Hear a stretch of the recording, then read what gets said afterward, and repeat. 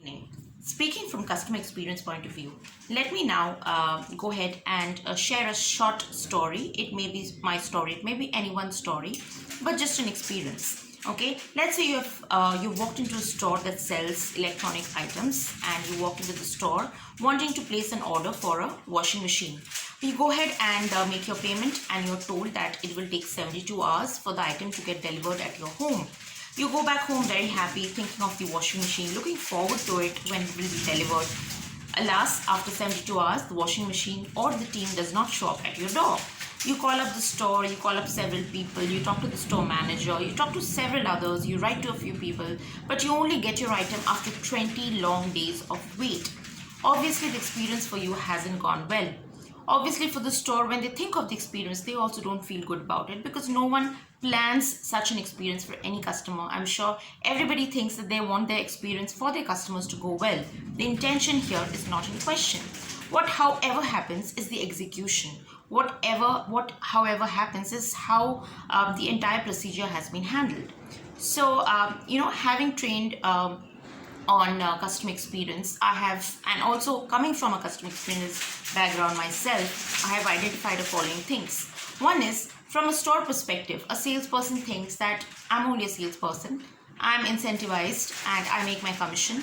When it comes to service, when it comes to anything beyond sales, it's not my responsibility. So, good or bad, this is a thought procedure, and this thought procedure sometimes impacts the organizational brand, the organizational culture, the organizational vision and mission, and of course, the customer experience goes wrong. The second thing that happens, and you must have seen this for yourself, is the communication that goes wrong. So typically, ensuring that the person who's purchasing the item has the correct number of the delivery person, the installation person, or at least the delivery and installation person calls up the customer within a span of 72 hours and talks to the customer. So that transaction, that communication is supposed to be coordinated well by the salesperson first, and sometimes that goes as a miss. When that happens, obviously, the customer isn't very happy about it, because for him, he's not differentiating between a sales and a service person. He's seeing the entire procedure as one unit. So for him, he will not differentiate between a sales and a service person.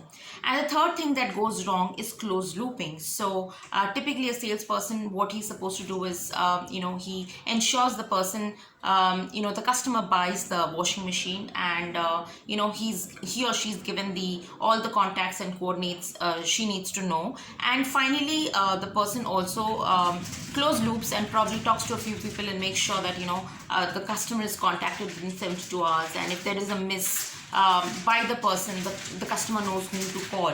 So the entire procedure has to be done very, very in a planned way, and also there has to be a complete ownership, there has to be a complete accountability in the way things happen, because a salesperson over there should not only think that I'm here to make only sales.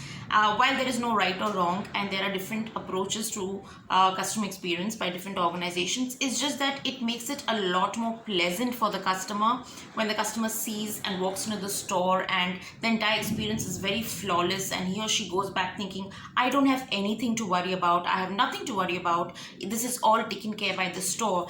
That experience holds the organization in a different level, in a different strata. So that is the kind of experience we all want to create.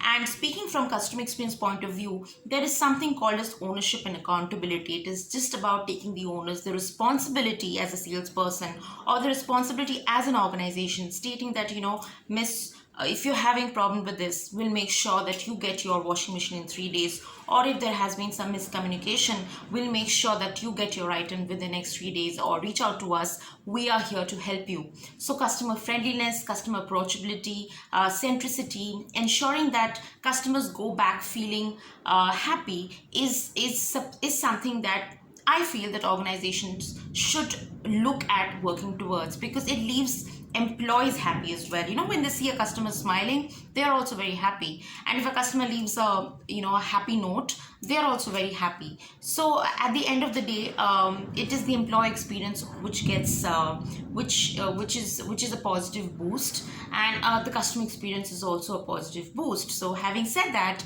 I would end here. So think about ownership, think about accountability, think about how a store manager needs to think, how an employee or a salesperson needs to think about the complete procedure, and think about putting a smile on your customer's face. That will make a lot of difference to customer experience. Having said that, thank you. See you next time.